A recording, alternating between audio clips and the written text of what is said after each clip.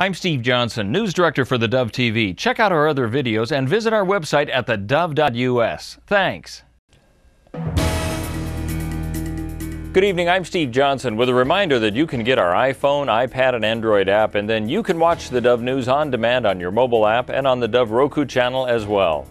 Well, from the Dove Newsroom at this hour, a shift in the search zone in the southern Indian Ocean may have proven successful.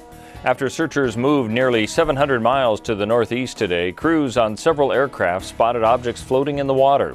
Officials are now analyzing photos of the items to determine if they're from the lost Malaysian jetliner. The new search area is closer to mainland Australia, so it'll be easier to reach, and it isn't plagued by the storms and high winds that often brought an early end to previous searches. The latest body recovered from the mud and debris that devastated the town of Oso in Washington state was that of a 4-month-old girl. The discovery has pushed the official death toll now to 17, but at least 9 other bodies have been located and not yet recovered. Fire Chief Travis Hott says the situation is further complicated because of rain and wind.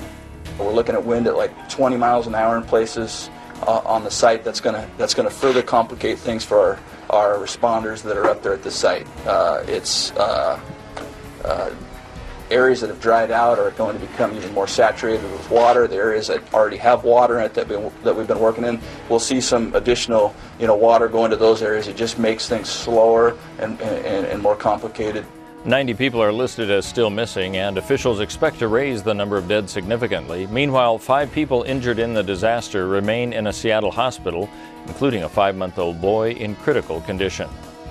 Steady rain has raised the landslide danger in northwest Oregon and southwest Washington. The Oregon Department of Geology has issued a warning for slides on saturated slopes in the coastal range, Willapa Hills, and North Oregon Cascades, and the Columbia River Gorge.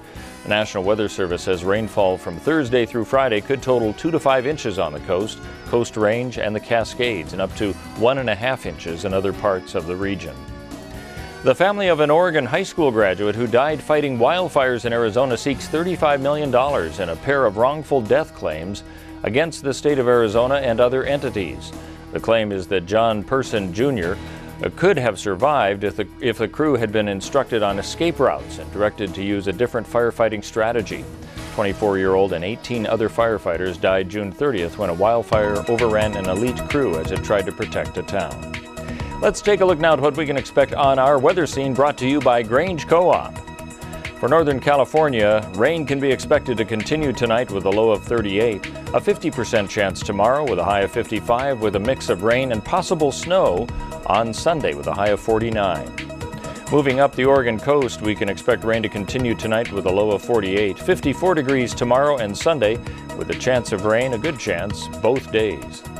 Moving inland to the Bend area, tonight an 80% chance of rain with a low of 35, only a 10% chance tomorrow with a high of 50, and then a 20% chance on Sunday, but with some clouds and sun at intermittent times with a high of 46.